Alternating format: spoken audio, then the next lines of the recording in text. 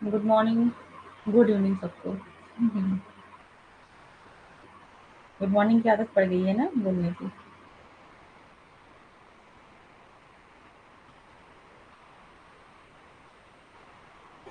अरुणिमा, आपने ज्वाइन की है अरुणिमा?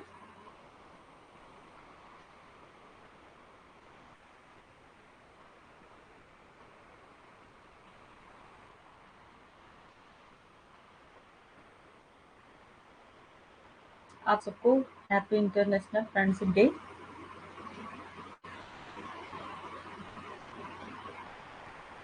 ओके अरुणिमा, ठीक है। तो आप अपना इंट्रोडक्शन देना चाहेंगे अरुणिमा कुछ? कहाँ से आप हैं?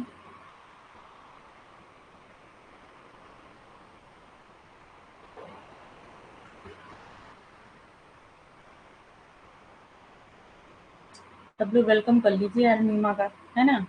नया मेंबर आया है।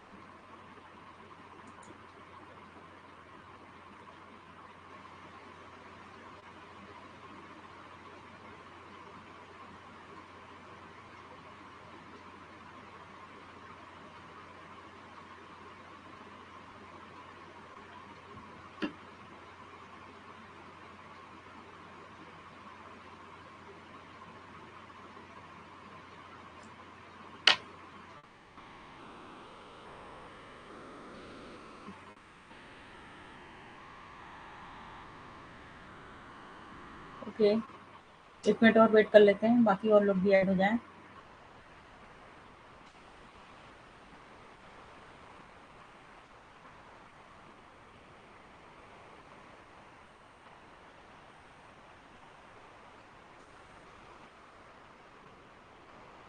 अरुणिमा, आप कहाँ से हैं?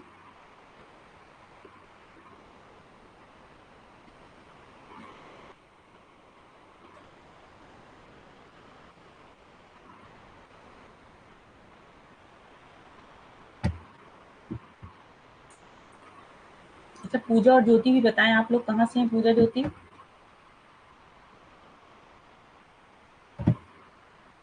क्योंकि आप लोग भी न्यू है ना, मुझे पता नहीं है।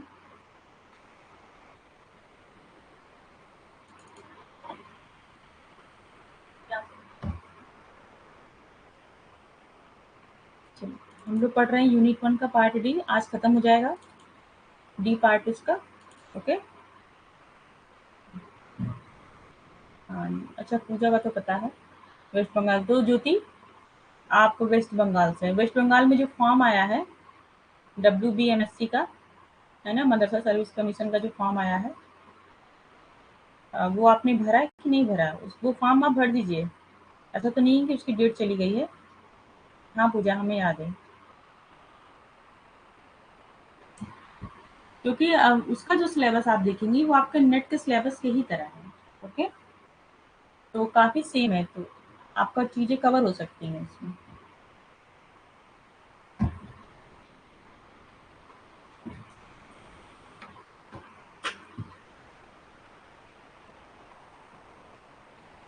हम लोग अरबिंदो तक पढ़ चुके थे, अब उसका डी पार्ट पढ़ते हैं कि इसमें क्या-क्या चीज़ें हैं। अच्छा, अरुणिमा कानपुर से हैं, ओके। मैं भी उधरी से हूँ, तो अच्छा, चलिए, हम लोग को यही पढ़ना है।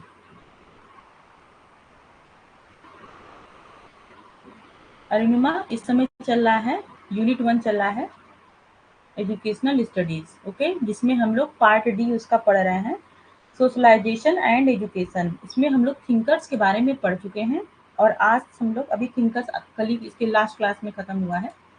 और आज हम लोग क्या पढ़ेंगे, जो संविधान में जो संशोधन हुआ था, अमेंडमेंट हुई थी संविधान की, उसमें जो वर्ड जोड़े गए थे, कुछ पर्टिकुलर वर्ड जोड़े गए थे उसमें, एजुकेशन से रिलेटेड उसमें क्या मतलब है, यही आज आपको पढ़ना है। ओके,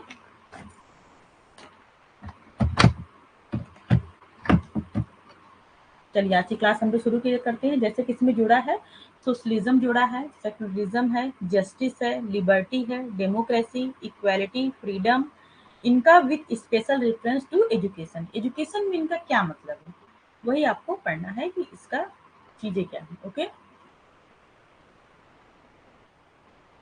भारतीय संविधान में निहित मूल्य क्या है, वैल्यू, जो इंडियन कॉन्स्टिट्यूशन में क्या क्या चीजें ऐड है, उसके बारे में आज हम लोग आज की क्लास में पढ़ेंगे। और ये क्लास में हम लोग पूरा भी कर लेंगे, क्योंकि छोटे छोटे वर्ड है, सिर्फ आपको इसका मतलब समझना है। आप इसका मतलब समझ लेंगे तो आपके क्वेश्चंस क्या हैं वो अच्छे से क्लियर हो जाएंगे। बहुत ही ईजी टॉपिक है। ओके, तो इसमें ज्यादा कुछ याद नहीं करना, बस इसके वर्ड को समझना है कि ये क्या होता है, और आपके क्वेश्चन इससे लग जाएंगे। ओके, तो एक एक करके हम लोग इसको देखेंगे कि जो हमारी संविधान में जो प्रियम्बल्स है, प्रियम्बल्स का मतलब प्रस्तावना होती है ना, उद्देशिका जो होती है। अगर हमें किसी चीज के बारे में बताना है, मान लीजिए हमको फिलर फॉर्म के बारे में बताना है, ओके, तो फिलर फॉर्म के बारे में 10 पॉइंट हम पहले बता देंगे कि ये चीजें इसमें होती हैं। जैसे कि हम क्लास लेते हैं जब यूट्यूब वाली, उसमें हम बताते हैं ना शुरू में कि इसकी क्लास चल रही है, शुरू हो गया है, बैच शुरू हो गया है, और इसमें कौन कौन सी मतलब फैसिलिटी मिलती है, ये सब चीजें, जो मॉक टेस्ट मिलेगा, ये मिलेगा, वो मिलेगा, तो ये सब क्या, ये चीजें हम पहले से आपको बता देंगे, प्रीएम्बल्स को बोलते हैं। ओके, तो उसमें जो जो चीजें हैं कि हमारे संविधान में क्या चीजें निहित होनी चाहिए, और एजुकेशन के से रिलेटेड क्या चीजें उसमें ज्यादा जरूरी है। ओके, अगर मतलब सोशलिज्म की बात हो रही है, तो एजुकेशन की फील्ड में सोशलिज्म का क्या अर्थ होता है, वो एजुकेशन को कैसे इनहेंस कर सकता है। ओके, आप समरी समझ गए होंगे। अब एक एक करके हम चीजों को समझते हैं।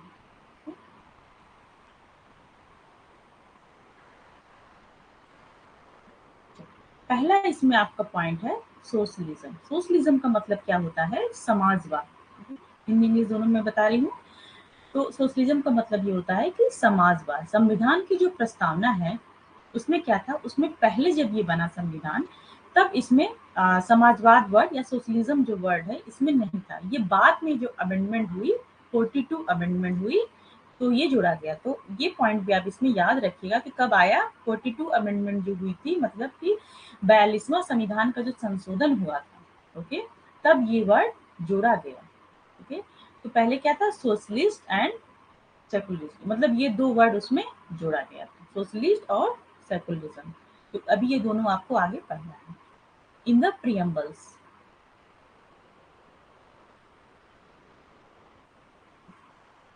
the word socialism has been used in the context of economic planning.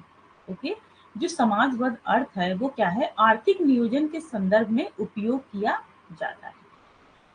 समाजवाद, इसको आप सिंपल वर्ड में आप चीजें समझिए कि इसका ये मतलब होता है कि समाज में जितने लोग हैं वो क्या है, एक बराबर रहेंगे। तो ये एजुकेशन की फील्ड में कैसे काम करेगा सोशलिज्म, इसका मतलब ये हुआ कि शिक्षा पे सबका समान अधिकार है। जो आप देखेंगे कि जो आपका इंडियन कॉन्स्टिट्यूशन है उसमें आपको अधिकार मिले हैं ना, 6 प्रकार के अधिकार आपको मिले हैं, तो उसमें शिक्षा का भी अधिकार है कि सभी बच्चों को शिक्षा पे समान अधिकार है। ओके,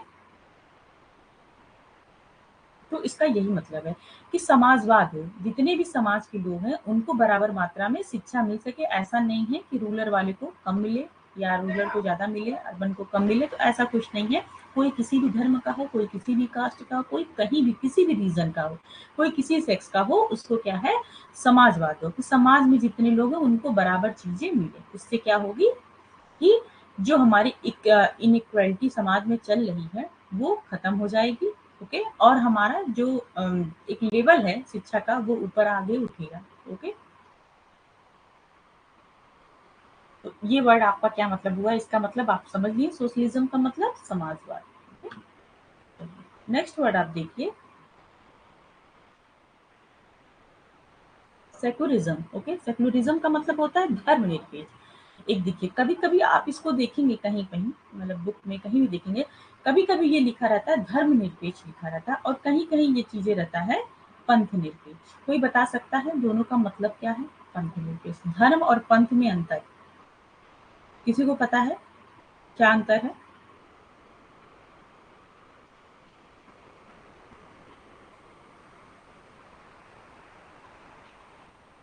धर्म और पंथ में क्या अंतर है?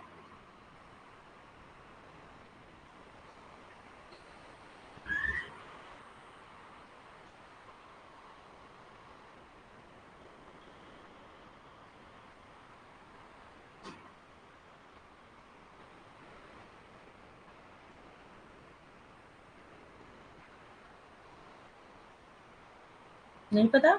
नहीं पता तो आप लोग बता भी दीजिए कि नहीं पता, ओके? ताकि मैं आप लोग को बताऊँ, क्योंकि पता नहीं चल रहा है ना कि आप टाइपिंग कर रहे हो सकता है आपको पता है, हो सकता है नहीं पता है। तो ये सब बहुत बड़ा वर्ड नहीं है और ऐसा भी नहीं है कि आपने डिफरेंट करने को आएगा कि डिफरेंशिएट करिए उसको आपके एग्ज़ाम में, बस ऐसे ही जानकारी के लिए और कोई बात नहीं है। चलिए मैं बता देती हूँ, ओके? धर्म और पंथ ये दोनों अलग-अलग चीज़ें हैं। जैसे अब मान लीजिए अभी आपने क्या पढ़ा? इंडियन फिलॉसफी आप पढ़ चुके हैं। इंडियन फिलॉसफी में आपने बुद्धिज़्म पढ़ा था, है ना? बौद्ध धर्म के बारे में पढ़ा था, बुद्धिज़्म पढ़े थे आपने। तो बुद्धिज़्म क्या है? बुद्धिज़्म क्या है? एक तरीके का धर्म है, ओके? बुद्धिज़्म क्या है? धर्म है और उसके जो 2 पंथ आपने पढ़ा था, हीनयान और महायान। महायान पढ़ा था ना? हीनयान और महायान ये क्या है? ये उसके पंथ हैं। तो बस सिंपल सा अंतर है। धर्म धर्म क्या होता है? वो सर्वोपरि है, ओके? और इसके जो पंथ होते हैं, जो इनको फॉलोवर होते हैं, उनको क्या बोलते हैं? पंथ बोलते हैं। पंथ क्या करते हैं? धर्म को फॉलो करते हैं, उसका प्रचार-प्रसार करते हैं और अपने जीवन में उस चीज़ को ढालने की कोशिश करते हैं। ओके? क्लियर?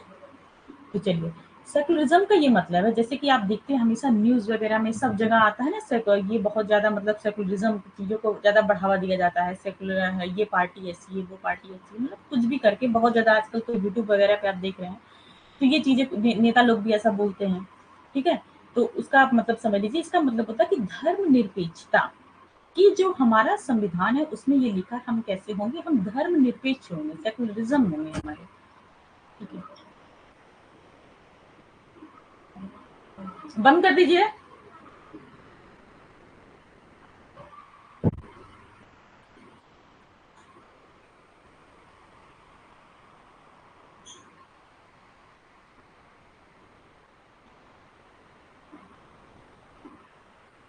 चलिए, तो इसका ये मतलब होता है कि हम क्या हैं धर्मनिरपेक्ष होंगे, किसी भी धर्म के प्रति हमको कट्टरता नहीं रहेगी। जैसे कि कुछ देश ऐसे हैं, जैसे पहले नेपाल था, वो हिंदू राष्ट्र घोषित था, ओके? पर अब शायद ऐसा नहीं है, हटा लिया गया है शायद। तो ऐसा हमारा देश नहीं हो सकता। कुछ लोग आप देखेंगे जब से बीजेपी की सरकार आई है, तब से थोड़ा हिंदूवाद ज़्यादा फैल गया है, जो कि अच्छा नहीं है क्योंकि हम हमारा देश शुरू से ये था कि हम लोग सभी धर्म का क्या करते हैं? सम्मान करते हैं, ओके? हम लोग को यही सिखाया गया शुरू से। तो बार-बार ये बोला जाता है कि हिंदू राष्ट्र घोषित करो, हिंदू राष्ट्र घोषित करो, है ना? आप लोग भी देखते होंगे। तो ये क्या है? ये ऐसा हो नहीं सकता क्योंकि संविधान में लिखा गया है कि हमारा संविधान कैसा रहेगा, यहाँ के जो रूल है, जो रूल रेगुलेशन है, वो कैसे रहेंगे, वो धर्मनिरपेक्ष रहेंगे। इसका कहना ये होता है, कहा गया है कि इट इज़ सेड दैट ऐसा कहा गया है संविधान में कि India is neither religious Bharat क्या है? न ही धार्मिक है, नॉर इररिलीजियस न ही अधार्मिक है और न ही एंटी रिलीजियस है, ओके? न कि अधार्मिक है। जैसे कि एंटी रिलीजियस मतलब नहीं धर्म विरोधी है। भारत किसी भी धर्म का वो मतलब एक तरीके से बोलते हैं ना कि किसी भी धर्म का जैसे मतलब कि प्रचार-प्रसार नहीं कर रहा है कि नहीं बस यहाँ हिंदू लोग ही आएँगे, हिंदू लोग ही रहेंगे, ठीक है? और किसी धर्म के खिलाफ एंटी एंटी भी नहीं है कि यहाँ पे जैसे ये होता है ना कि मुस्लिमों को लेके थोड़ा थोड़ा ज़्यादा कभी-कभी हो जाता है चीज़ें। तो ऐसा भी नहीं होना है कि एंटी रिलीजियस भी नहीं होगा कि हमारे यहाँ ये नहीं आएँगे। कुछ जो बोलते हैं कि कुछ अराजक तत्व होते हैं हमारी सोसाइटी में, जो वो लोग थोड़ा हिंदू मुसलमान ज़्यादा करते हैं, पर ऐसा कुछ जो जो यहाँ की रियल पब्लिक है, वो ऐसा कुछ नहीं करती है ना? आप भी, हम भी क्या करते हैं, हम लोग सब एक-दूसरे से मतलब अच्छे से रहते हैं, ओके? प्यार-मोहब्बत सबके में बना है कि हर रिलीजियस का हम लोग सम्मान करते हैं। लेकिन कुछ हैं शरारत तत्व हैं समाज में जो ऐसा काम करते हैं, तो वो हर धर्म में होते हैं, ओके? तो भारत के संविधान में ये लिखा है कि हम नहीं किसी धर्म को मानने के लिए कहते हैं और न ही किसी धर्म का विरोध करते हैं। ओके, ये क्या है, ये हमारी धर्मनिरपेक्षता है कि जिसको जैसे रहना है, जिसको जो जिस धर्म में रहना है, जिस धर्म को फॉलो करना है, वो उस धर्म को फॉलो कर सकता है। ये इसको क्या बोलते हैं, सेकुलरिज्म। ओके,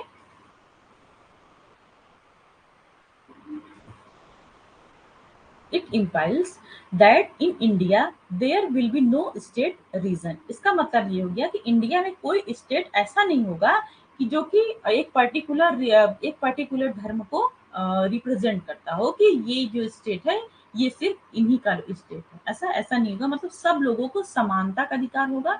सब लोग जहाँ चाहें, जिस जिस धर्म के चाहें उस धर्म के पास जा सकते हैं, उनकी पूजा कर सकते हैं, उनका जो भी करना है, ठीक है, वो कर सकते हैं। तो हमारे संविधान में ये दो चीजें ऐड कर की गई थी, क्या क्या, सोशलिज्म और सेकुलरिज्म।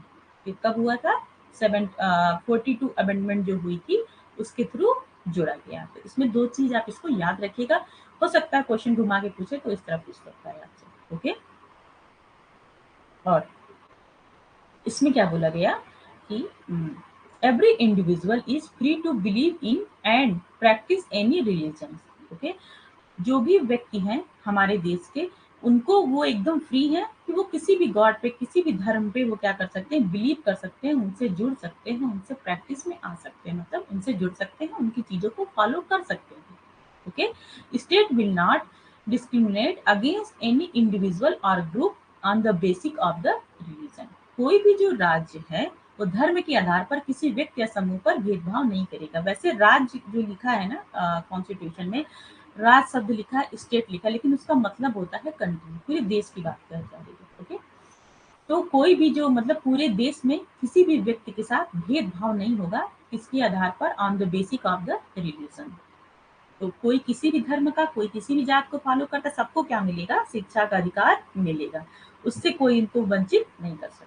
ओके, दो चीज क्लियर हो गई आपकी, सोशलिज्म एंड सेकुलरिज्म। ओके, धर्मनिरपेक्षता और समाजवाद, दो चीज क्लियर। तीसरा चलिए देखते हैं हम लोग, जस्टिस। जस्टिस का मतलब क्या होता है कि सबको क्या मिलेगा, न्याय मिलेगा। ओके,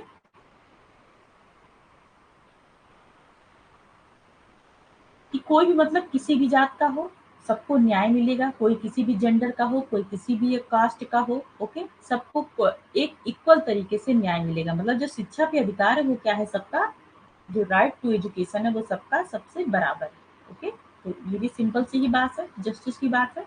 ओके,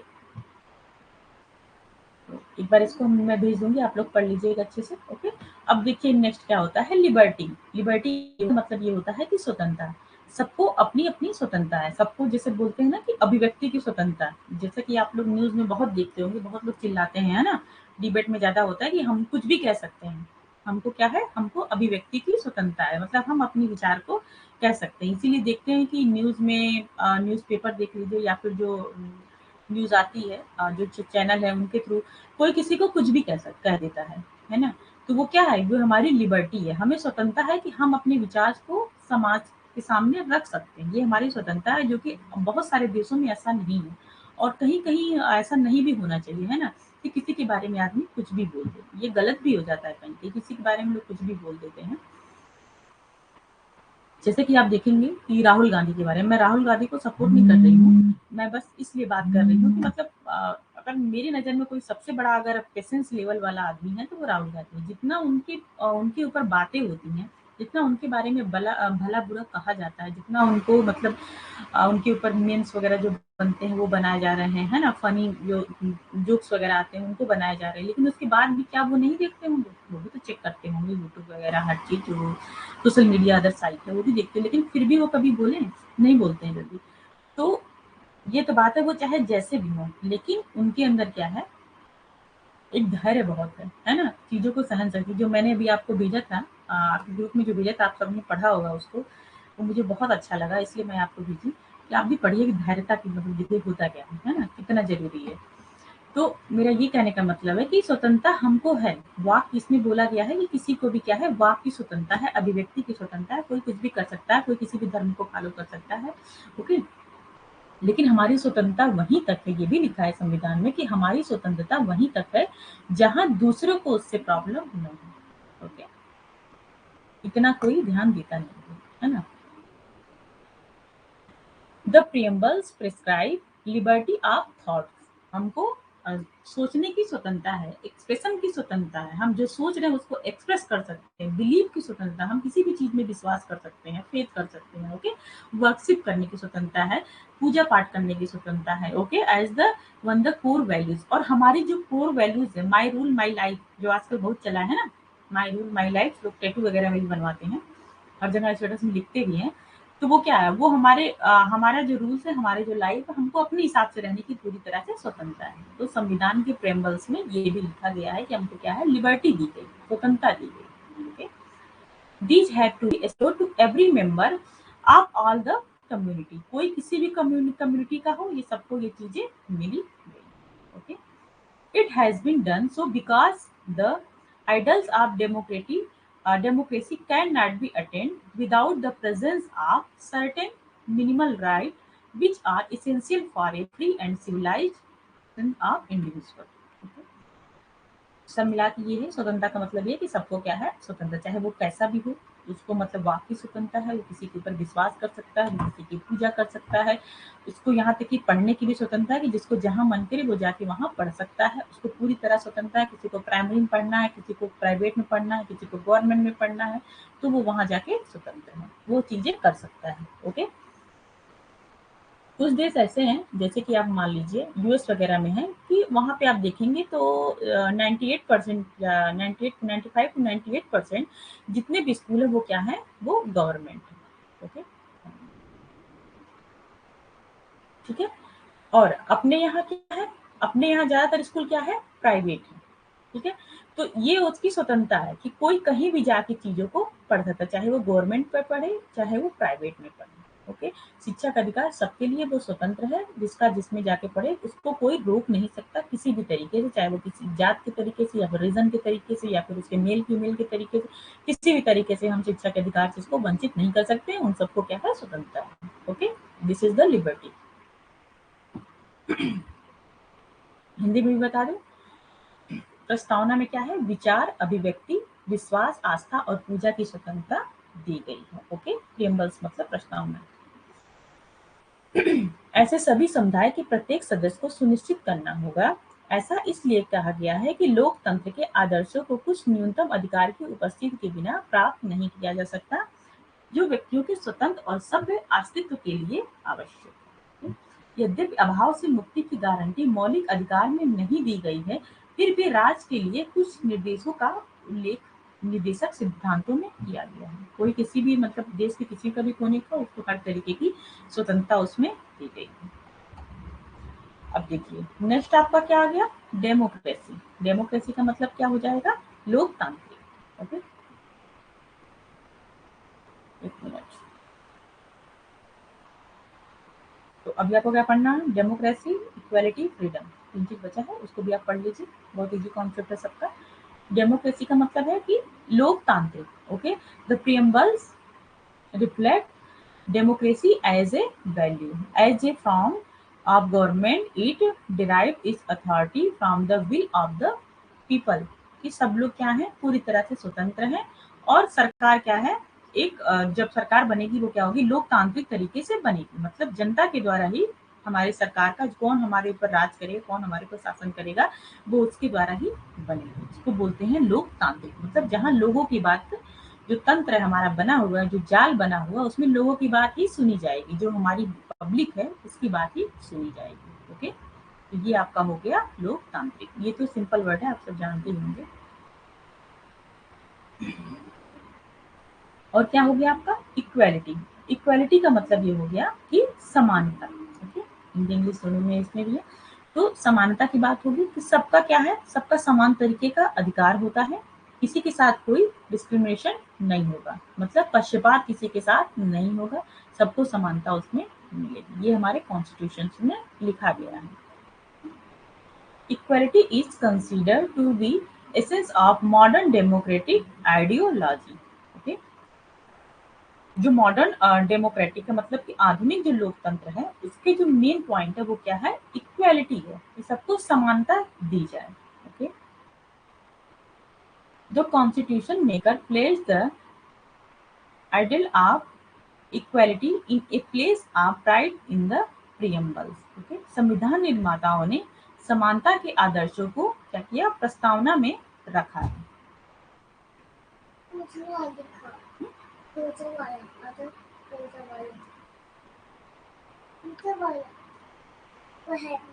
अभी आ रहे हैं, चलो।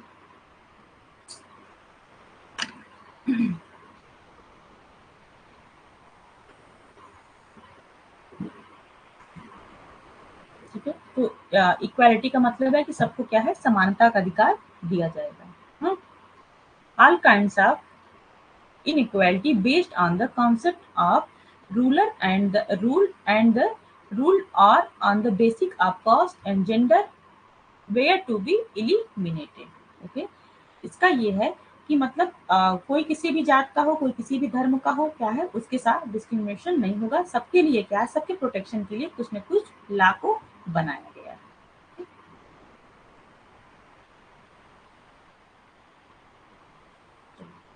सही है, लोकतांत्रिक विचारधारा को सार मानता है, यानी समानता। समानता किसका मतलब किसके अंदर है, लोकतांत्रिक विचारधारा के अंदर है कि लोग की सुनी जाएगी, यानी सबको समान तरीके का अधिकार दिया जाएगा। ओके, भारत के सभी नागरिकों के साथ समान व्यवहार किया जाना चाहिए, और वो क्या हो, वो किसी भी पंथ का हो, किसी भी धर्म का हो, किसी भी लिंग का हो, सबके साथ एक अच्छा व्यवहार होगा, किसी के साथ कोई भेदभाव नहीं होगा, और उनको कानूनी सुरक्षा दी जाएगी। ओके, इसको बोलते हैं इक्वेलिटी। तो अब क्या हो गया, फ्रीडम। फ्रीडम का मतलब ये है कि आपको स्वतंत्रता दी गई है।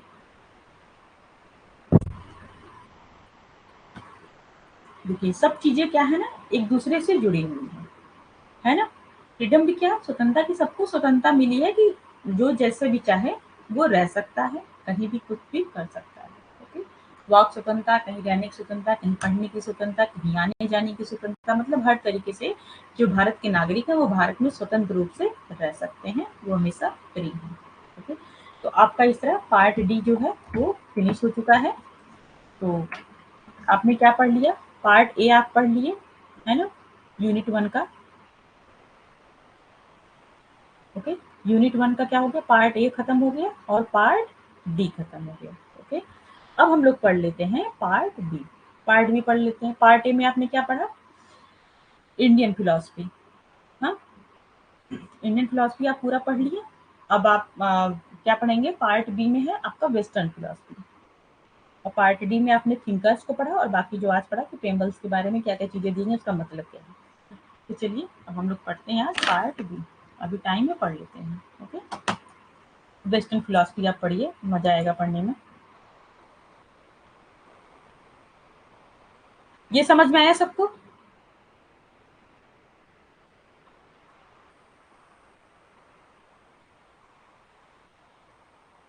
कोई प्रॉब्लम किसी को किसी भी चीज में।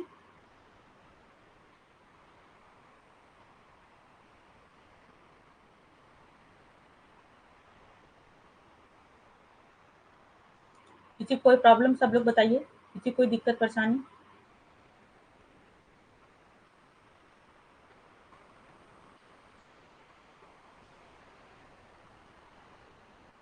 ओके, और बाकी लोग क्यों नहीं बता रहे हैं, किसी को कोई दिक्कत है तो पूछ लो। है कोई परेशानी, सब समझ में आ गया, कुछ तो ज्यादा था भी नहीं, लेकिन फिर भी नहीं समझ में आ रहा है। ओके, ठीक है। 3 लोग का रिस्पॉन्स है, बाकी 2 लोग क्या कर रहे हैं। हम्म,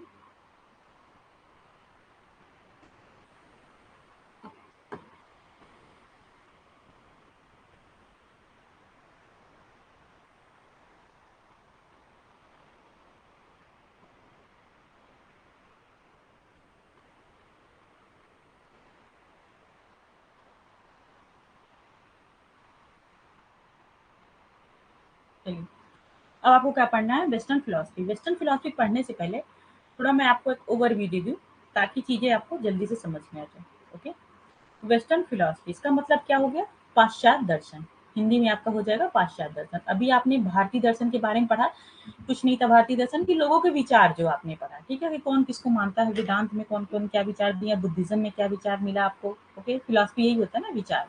और जैनिज्म में आपने देखा कि जैन धर्म का क्या विचार था, बस सिंपल सी बात थी। अब आप वेस्टर्न के कुछ फिलोसफर को देखेंगे, उनकी क्या फिलॉसफी थी, फिलॉसफी मतलब उनके क्या विचार थे शिक्षा के ऊपर, या मेथड ऑफ द टीचिंग कैसा होना चाहिए, या फिर उसके तत्व मीमांसा, उसकी ज्ञान मीमांसा, जैसे पढ़ा थे ना मेटाफिजिक्स, एपिस्टेमोलॉजी, एक्सियोलॉजी, सबको याद है? मेटाफिजिक्स और एपिस्टेमोलॉजी, एक्सियोलॉजी चिल्ला चिल्ला के हम पढ़ाए थे अभी, फर्स्ट वाले में भी पूछते हैं सबसे। ओके, चलिए, तो पहले अभी देखते हैं हम लोग वेस्टर्न फिलॉसफी। वेस्टर्न फिलॉसफी जो है वो दो पार्ट में डिवाइड है। ओके, कुछ लोग मानते हैं कि दुनिया क्या है, वो गॉड ने बनाई है। ओके, यानी मानते हैं कि जो कुछ भी बना है, जो कुछ भी चीजें वो किसके द्वारा निर्मित है, वो गॉड के द्वारा है। और दूसरा क्या होता है, दूसरा होता है कि कुछ न कुछ मटेरियल होता है। ठीक है, समझ में आया इतना बात? वेस्टर्न फिलॉसफी में दो तरीके के मत हैं। हमारा जो इंडियन फिलॉसफी है वो किस पे बटा हुआ था, ऑर्थोडॉक्स और हेट्रोडॉक्स। पढ़े थे ना आप लोग, आस्तिक और नास्तिक, मतलब वेदों की अथॉरिटी पे था कि कुछ लोग वेद को मान रहे हैं, कुछ लोग वेद को नहीं मान रहे। तो दो पॉइंट में हमारा इंडियन फिलॉसफी बढ़ चुका है, जो मैंने आपको अच्छे से पढ़ाया है। ओके, तो वेस्टर्न फिलॉसफी में क्या है, इसमें दो पार्ट इसमें भी है। कुछ गॉड से बोल रहे हैं कि दुनिया गॉड को बनी है, गॉड की अथॉरिटी को मानते हैं, और कुछ लोग किसको मानते हैं, मटेरियल की अथॉरिटी को, मतलब कि मटेरियल मतलब कि दुनिया किसी तत्व से मिलकर बनी है, और हर कोई अलग अलग तत्व को मिलकर जानता है कि ये इससे बनी है, वो उससे बनी है, इसको हम लोग देखेंगे। गॉड को मानने वाला वेस्टर्न फिलॉसफी में सिर्फ और सिर्फ एक है। वो कौन है? वो आदर्शवाद है। ठीक है, जिसको बोलते हैं आइडियलिज्म।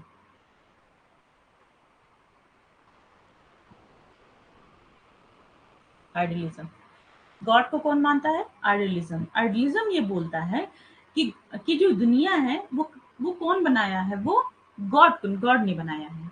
तो वो किस में आ जाएगा? आइडियलिज्म। बहुत सारे थिंकर्स थे जिन्होंने ये बताया कि दुनिया को गॉड ने बनाया, तो वो सारे वो किस में आ गए? आइडियलिज्म में आ गए। ओके, और बाकी जितने भी लोग हैं, जो कि आप देखते हैं कि जो वेस्टर्न लोग होते हैं वो थोड़ा गॉड को नहीं मानते, वो लोग कर्म में विश्वास करते हैं, प्रकृति में विश्वास करते हैं, अलग अलग चीजों में विश्वास करते हैं, है ना। तो वो किस में आते हैं? वो मटेरियल में आते हैं। तो और उस लोगों ने क्या क्या दिया, इसको आप देखिए कि कुछ ने बताया कि दुनिया किससे बनी है, नेचर से मिलकर बनी है, प्रकृति से मिलकर बनी है। ओके, तो कुछ ने बताया दुनिया तो नेचर से मिलकर बनी है, वो किस में आ गया, यानी मटेरियल। नेचर क्या है?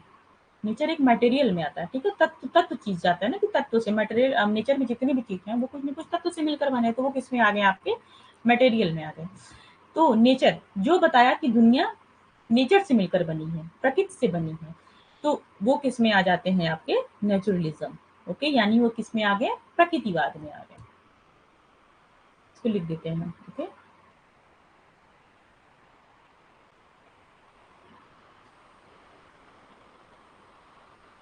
है ना, नेचुरलिज्म। दूसरा आप क्या देखेंगे, कुछ लोगों ने बताया कि दुनिया जो है वो किसी न किसी ऑब्जेक्ट से मिलकर बनी है। ऑब्जेक्ट, तो उस वो दर्शन को क्या बोला गया? उनको बोला गया रियलिज्म। रियलिज्म को हिंदी में बोलते हैं यथार्थवाद। ओके, किससे मिलकर बनी है दुनिया? ऑब्जेक्ट से मिलकर बनी है। जो मटेरियल उसमें क्या है? ऑब्जेक्ट है, उसको बोलते हैं रियलिज्म फिलॉसफी।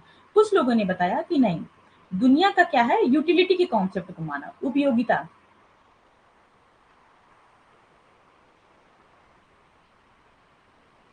यूटिलिटी, ओके, इसका मतलब क्या हो गया? उपयोगिता। तो उपयोगिता को जो लोग माने उसको कौन सा फिलॉसफी बोला गया? उसको बोला गया प्रैग्मेटिज्म।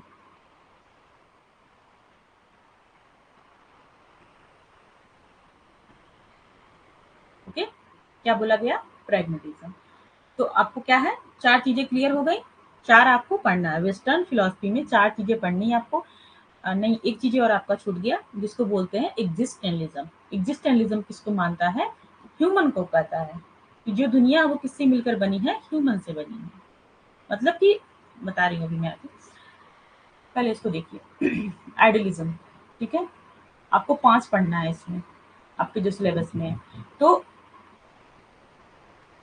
क्या है, अम, दुनिया गॉड ने बनाई है, उसको बोला गया आइडियलिज्म बोला गया। फिर मटेरियल में आ जाइए। मटेरियल में कुछ लोगों ने बोला कि दुनिया नेचर से मिलकर बनी है, उसको क्या बोला गया? नेचुरलिज्म, यानी प्रकृतिवाद बोला गया। उसने बताया कि दुनिया ऑब्जेक्ट से मिलकर बनी है, तो उनने क्या बताया? रियलिज्म बोला गया। उसने बताया कि दुनिया को क्या उपयोगी होनी चाहिए, तो जो चीजें से मिलकर बनी उसे कुछ न कुछ उपयोगिता होनी चाहिए, उसको क्या बोला गया, प्रैग्मेटिज्म। यानी कि प्रैग्मेटिज्म को बोलते हैं प्रयोजनवाद और रियलिज्म को बोलते हैं यथार्थवाद। ओके, और उसने बताया कि दुनिया किससे बनी है, ह्यूमन ने बनाया, मतलब जो कुछ भी निर्मित है ह्यूमन से निर्मित है, और कोई भी चीज अगर है तो वो जरूरी है कि वो ह्यूमन के लिए उपयोगी होनी चाहिए। तो ये किसका था, ये आ गया आपका एग्जिस्टेंशलिज्म में। ओके, तो आपको मैं एग्जांपल देके चीजें समझाती हूँ तो ज्यादा क्लियर हो जाएगा। ओके, जैसे कि पहला एग्जांपल आइडियलिज्म का एग्जांपल तो बहुत ही नॉर्मल है कि दुनिया किसने बनाई है, गॉड ने बनाई है, बात खत्म। नेचुरलिज्म क्या बोलता है कि दुनिया क्या बनाई है, नेचर ने बनाई है। और रियलिज्म किसकी बात करता है, तीन चीजें आपको समझना है, रियलिज्म, प्रैग्मेटिज्म और एग्जिस्टेंशलिज्म, क्योंकि गॉड और नेचर तो समझ में आ गया आपको। ऑब्जेक्ट का मतलब है, सिंपल सा उदाहरण, ठीक है, कि मेरे हाथ में पेन है, तो रियलिज्म मानता है अगर कोई ऑब्जेक्ट है, अगर वो दिख रहा है, अगर वो प्रत्यक्ष है, वो चीजें आपको सामने दिख रही है, तभी रियलिज्म उसको मानता है। ओके, तो किसकी प्रधानता है इसमें, ऑब्जेक्ट की प्रधानता है। ओके, समझ में आया, मैं बार बार समझाऊंगी, अगर ये चारों चीजें अभी नहीं क्लियर हुई तो आगे आपको समझ में बिल्कुल वेस्टर्न फिलॉसफी नहीं आने वाली है। तो ये यहाँ पे 4 नहीं 5 है, इसको क्लियर करिए, उसके बाद ही आगे बढ़ेंगे, ठीक है, जब तक सब लोग नहीं बोलते कि यहाँ समझ में आ गई। रियलिज्म मतलब चीजें रियल होनी चाहिए, हमको प्रत्यक्ष कोई चीज दिखना चाहिए, ये ऑब्जेक्ट है मेरे सामने, तभी रियलिज्म मानेगा कि हाँ ये पेन है दुनिया में। अगर ये नहीं है तो जो हम लोग अमूर्त चिंतन करते हैं, ठीक है, अमूर्त चिंतन होता है ना, कि मतलब आप मतलब कि आप ये सोचिए कि एक पेन है, ऐसा होता वैसा होता, तो रियलिज्म उसको नहीं मानता। उसके सामने अगर पेन है तो वो मानेगा कि हाँ पेन होता है दुनिया में, या पेन से कुछ बना है, या फिर पेन के बारे में वो मानेगा। ओके, तो ये किसका कॉन्सेप्ट है, ये रियलिज्म का कॉन्सेप्ट है। तीसरा आपने क्या देखा, प्रैग्मेटिज्म। प्रैग्मेटिज्म मानता है यूटिलिटी, ये मेरे पास पेन है तो प्रैग्मेटिज्म के अकॉर्डिंग इसकी कोई वैल्यू नहीं है। ओके, प्रैग्मेटिज्म के अकॉर्डिंग इसकी कोई वैल्यू नहीं है, प्रैग्मेटिज्म में कोई चीज दिख भी रहा है तो भी वो उसको नहीं मानता, वो किसको मानता है, यूटिलिटी। यूटिलिटी का क्या मतलब है, उपयोगिता को मानता है। अगर ये पेन है, अगर ये पेन चल रही है, आपके काम आ रही है, मेरे काम आ रही है, मतलब कुछ ना कुछ काम कर रही है, तब तो प्रैग्मेटिज्म इसको मारेगा कि ये पेन की कोई वैल्यू है, ये पेन है संसार में। यूटिलिटी मतलब उपयोगी होनी चाहिए, ऐसा नहीं कि कोई भी चीज है उसकी कोई उपयोगिता नहीं है तो वो उसका कोई मतलब नहीं है, अकॉर्डिंग टू प्रैग्मेटिज्म के बारे में। प्रैग्मेटिज्म किसको मानता है, यूटिलिटी, उपयोगिता के बारे में मानता है। अब देखिए, बात देखिए आप, एग्जिस्टेंशलिज्म। एग्जिस्टेंशलिज्म किसको मानता है, ह्यूमन को मानता है। जब आप अपनी नोट्स बनाएंगे ना, तो ये जो मैं लिख रही हूँ, जो मैं शॉर्ट में आपको समझा दी हूँ ना, इसको आगे वाले पेज पे लिखिएगा, वेस्टर्न फिलोसफी डाल के आगे वाले पेज पे इसको लिख लीजिएगा, तभी आपको सारी फिलोसफी अपने आप क्लियर होती जाएगी, उसमें कोई दिक्कत नहीं होगी। लेकिन अभी बेस समझ लेंगे तो हो जाएगी, इसलिए अपने पेज पे ये चीजें आप बना लीजिएगा। ओके, ठीक है, अब देखिए क्या आपको देखना है, एग्जिस्टेंशलिज्म। एग्जिस्टेंशलिज्म बोलता है कि दुनिया किसने बनाई है, ह्यूमन ने बनाई है, ठीक है। और एक चीज और उसने जोड़ा कि कोई भी चीज अगर वो ह्यूमन के लिए उपयोगी है तभी वो उस चीज को मानता है। ओके, यूटिलिटी देखिए, जब आपका एग्जिस्टेंशलिज्म पढ़ेंगे तो उसमें प्रैग्मेटिज्म का पार्ट होता है, उसमें यूटिलिटी होती है, मतलब अगर पेन है तो उपयोगी होनी चाहिए तभी मानेगा, ठीक है। लेकिन इसमें दो चीजें होती हैं कि ये उपयोगी भी होनी चाहिए, और दूसरा ये होता है कि मानव के लिए उपयोगी होनी चाहिए। अगर ये पेन है, अगर मानव जीवन के काम आ रही है, तभी एग्जिस्टेंशलिज्म इसको मानेगा कि हाँ पेन है, बढ़िया है, ठीक है। ओके, ये एग्जिस्ट करती है दुनिया में। तो समझ में आया सबको, कुछ फर्क पड़ा, आया समझ में किसी को, क्या हो रहा है?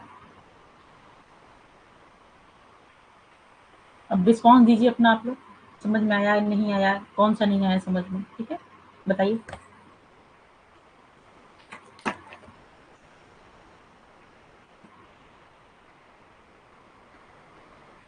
यहाँ पे मैं ये लिख दे रही हूँ एग्जिस्टेंशलिज्म।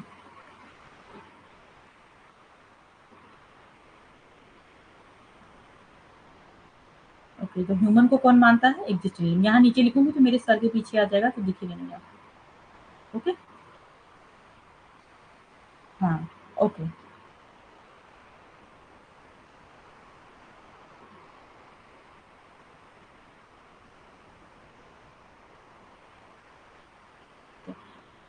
एक और थिंकर थे, इन्होंने बहुत वेस्टर्न थिंकर्स थे, इन्होंने अलग ही बताया था, कभी कभी पूछा भी जाता है इनका, ठीक है। थेल्स, कहीं नोट कर लीजिएगा इसको, थेल्स।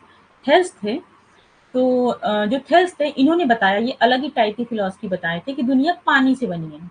किसी ने इनकी फिलॉसफी मानी नहीं थी, लेकिन ठीक है, लेकिन पूछा जाता है, कभी-कभी पूछा गया है आपके एग्ज़ाम में, हो सकता है फिर से आ जाए या फिर कॉन्सेप्ट में ना आए, 2-3 क्वेश्चन टिक करने में थेल्स का भी नाम आ जाए। कभी होता है एजर्सन रीजन वाला जो होता है उसमें भी पूछा जा सकता है, इसलिए याद रखिए कि थेल्स ने बताई थी कि दुनिया किससे बनी है? पानी से बनी है। तो नोट कर लीजिए अपने, पानी से बनी है। ओके? ठीक है, फिर से बताती हूँ।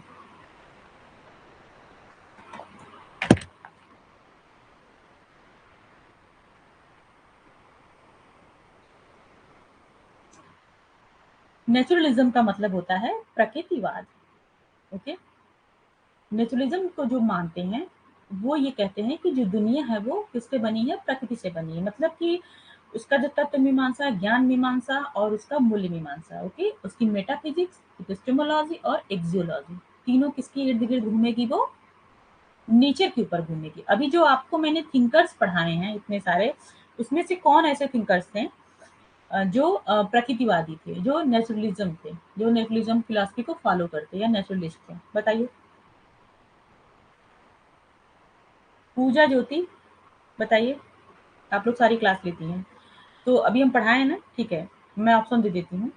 महात्मा गांधी, रविन्द्रनाथ टैगोर और क्या पढ़ा था आपने?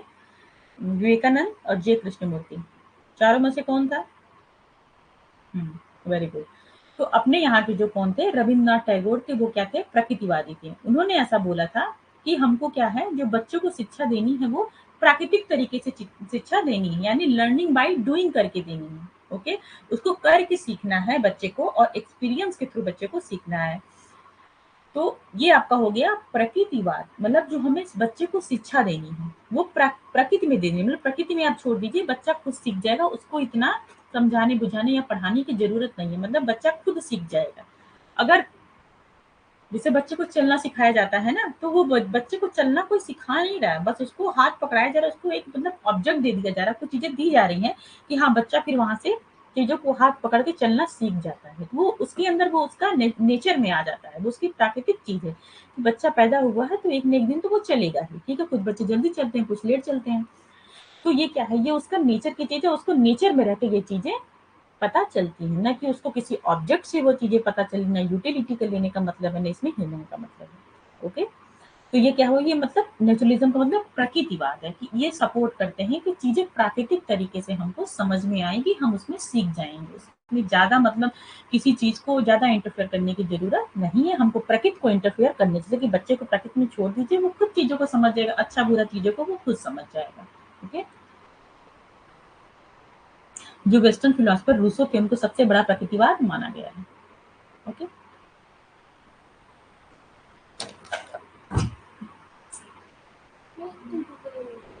आ रहे हैं। ठीक है, तो प्रकृतिवादी समझ में आया आपको?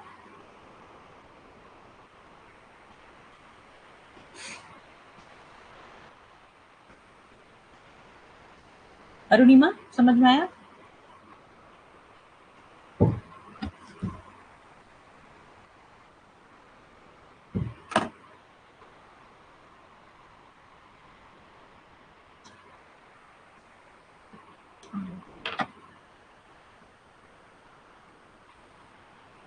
ओके। और कोई क्वेश्चन है तो आप लोग पूछ लीजिए, और बाकी आप लोग बताइए कि मेटाफिजिक्स क्या होता है, एपिस्टेमोलॉजी क्या होता है और एक्सियोलॉजी। ओके? टाइप करके बताइए, मैं 1 मिनट में आ रही हूँ।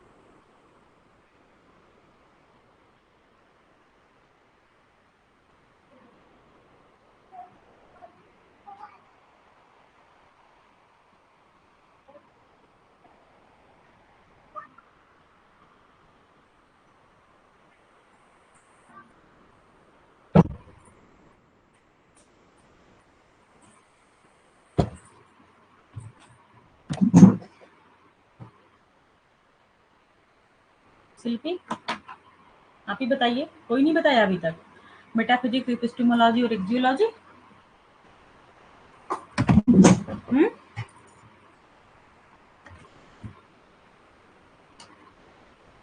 ठीक है। मेटाफिजिक्स रियलिटी की बात करती है, गॉड है या नहीं। अच्छा, ठीक है। पता तो है आपको, लेकिन थोड़ा कंफ्यूज है आप, है ना। एपिस्टेमोलॉजी नॉलेज की बात करती है। हम्म, ठीक है।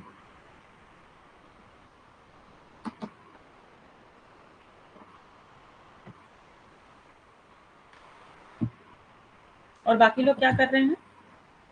हम्म,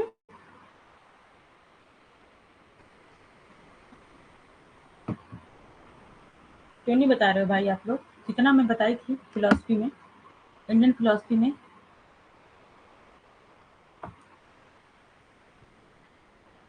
चलिए फिर से बताते हैं।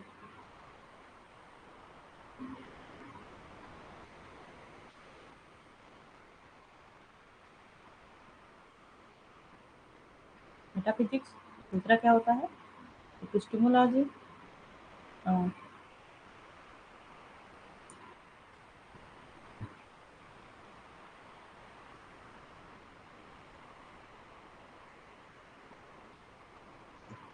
और तीसरा हो गया आपका एक्जियोलॉजी। ओके, चलिए। हम्म, ठीक है। अ, ज्योति, आप बताई हैं मेटाफिजिक्स रियलिटी की बात करती है। ओके, गॉड है या नहीं है, ठीक है। तो मेटाफिजिक्स का जो मतलब होता है, इसको बोलते हैं हिंदी में, अगर आप देख लीजिए, इसको क्या बोलते हैं? तत्व मीमांसा। ओके,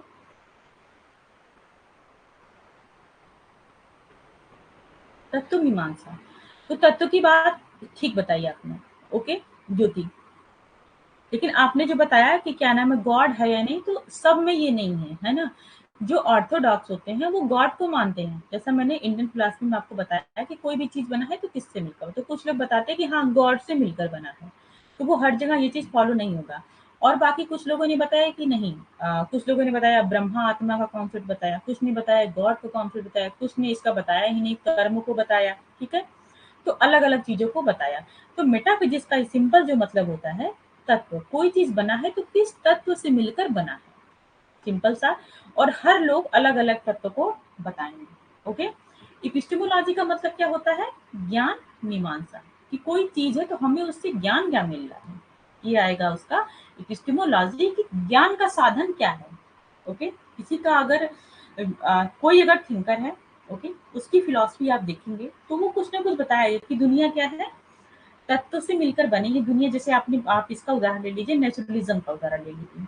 तो नेचुरलिज्म का जो फिलोसफर होगा, वो उसकी मेटाफिजिक्स क्या होगी? उसका मेटाफिजिक्स होगा वो तत्व को देखकर कि दुनिया किससे मिलकर बनी है। तो नॉर्मल सी बात क्या बताएगा कि दुनिया प्रकृति से मिलकर बनी है। तो उसकी मेटाफिजिक्स क्या हो गई? तत्व मीमांसा, कि वो बोल रहा है कि दुनिया नेचर से मिलकर बनी है।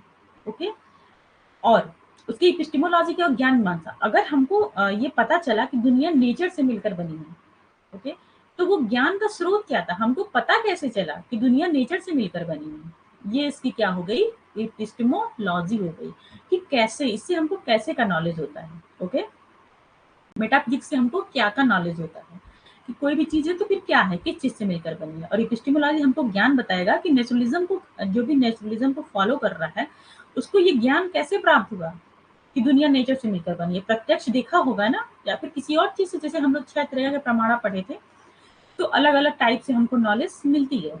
तो उसमें क्या था कि हमको ज्ञान की प्राप्ति कैसे हुई कि ये दुनिया प्रकृति से मिलकर बनी है। तो ये उसकी होगी एपिस्टेमोलॉजी। एक्जियोलॉजी का मतलब क्या हो जाता है? मूल्य मीमांसा। मूल्य मीमांसा की मतलब, जो हमारी दुनिया बनी है प्रकृति से बनी है, तो उसकी मूल्य क्या है, उसकी वैल्यूज क्या है, वो हमारी जीवन में क्या वैल्यूज बना रही है। हमको प्रकृति है, अच्छे से चीजों को दिखा, मतलब बता रही है, समझा रही है, ठीक है, हम उसमें रह रहे हैं, हमको वहां से अच्छी चीजें मिल रही है प्रकृति से। ठीक है, तो ये उसकी क्या हुई? मूल्य मीमांसा हो गई। ओके, और वेस्टर्न फिलोसफर को, जो जो भी वेस्टर्न फिलोसफी है, उसमें कुछ अपने यहाँ भी सपोर्ट किया गया, उसको भी सपोर्ट किया गया। जैसे कुछ लोग मानते हैं दुनिया गॉड है, कुछ लोग सिर्फ और सिर्फ गॉड पे विश्वास करते हैं। लेकिन कुछ लोग क्या बोलते हैं, क्षिति जल पावक गगन समीरा, सुने हैं सब लोग ना, क्षिति जल पावक गगन समीरा, की दुनिया 5 तत्वों से मिलकर बनी है। क्षिति, जल, गगन, पावक और समीर, यानी हवा से मिलकर बनी है। ऐसा बोला जाता है ना, जो दुनिया क्या है, दुनिया क्या मतलब दुनिया के जितने भी पदार्थ, हम आप कोई भी वस्तु है या तो पेड़ पौधे हैं, कुछ भी है, तो किससे मिलकर बनी है, 5 चीजों से ये दुनिया मिलकर बनी है। ओके, तो कुछ लोग वेस्टर्न फिलॉसफी को अपने यहाँ भी इस चीज को सपोर्ट करते हैं। अगर उसमें कुछ बोला गया है वेस्टर्न में, तो बहुत ऐसा भी नहीं है कि बहुत अलग से बोला गया है, भारत वाले भी उसको मानते हैं कुछ। तो ये क्या हो गया, ये इसके 3 तरह के, कोई भी फिलॉसफी हम पढ़ेंगे, जैसे कि हम क्या पढ़े हैं, अभी आपने नेचुरलिज्म पढ़ लिया, ठीक है, जैसे मतलब पूरा नहीं पढ़ा, लेकिन हाँ कुछ चीजें आपने समझ गए ना नेचुरलिज्म में। तो अगर आप आइडियलिज्म पढ़ रहे हैं, तो उसका भी आप पता करेंगे कि इसकी मेटाफिजिक्स क्या है, इसकी एपिस्टेमोलॉजी क्या है और इसकी एक्सियोलॉजी क्या है। तो कोई भी दर्शन हम पढ़ते हैं, तो तीनों को देख के पढ़ते हैं, इस चीज में हम उसको डिवाइड करके चीजों को पढ़ेंगे। ओके, तो वेस्टर्न फिलॉसफी का ओवरऑल जो समरी है, वो मैंने आज आपको बता दिया। और नेक्स्ट क्लास में हम दर्शन शुरू करेंगे, नया दर्शन आइडियलिज्म शुरू करेंगे, आदर्शवाद। ओके,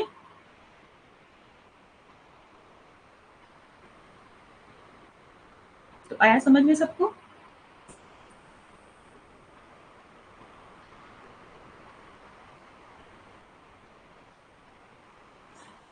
जो एक्सियोलॉजी होती है, जो मूल्य मीमांसा होती है, वो आगे चल के 3 पार्ट में और डिवाइड होती है। ओके, उसमें क्या होता है, लॉजिक, इथिक्स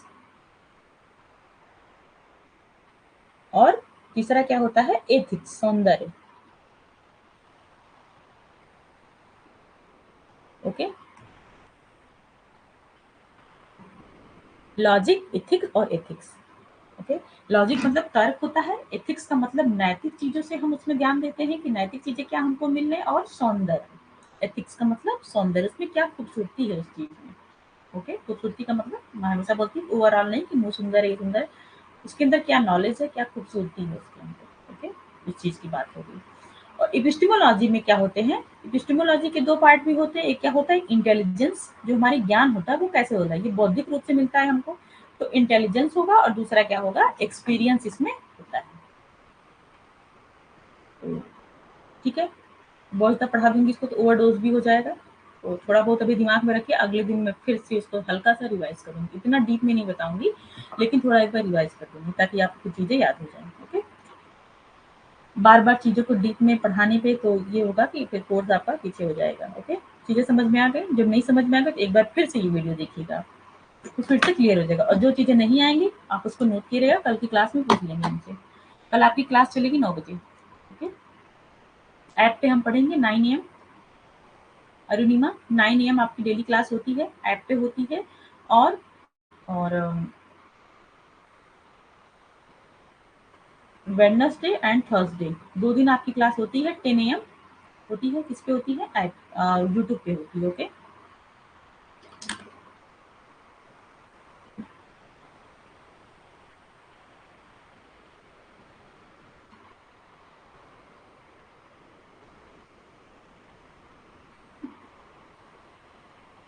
ओके, कोई क्वेश्चन है, किसी कुछ पूछना है।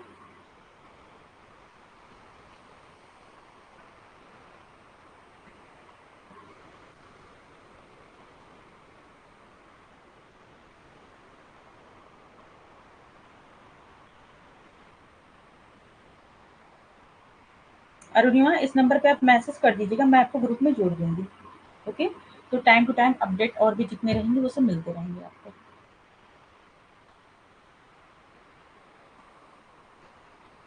चलिए, आज की क्लास अब हम लोग खत्म करते हैं यहाँ पे। थैंक यू सो मच सबको ज्वाइनिंग के लिए। और ऐसे ही आप लोग डेली क्लास लीजिए, अच्छा लगेगा आपको भी, मुझे भी अच्छा लगेगा। ओके,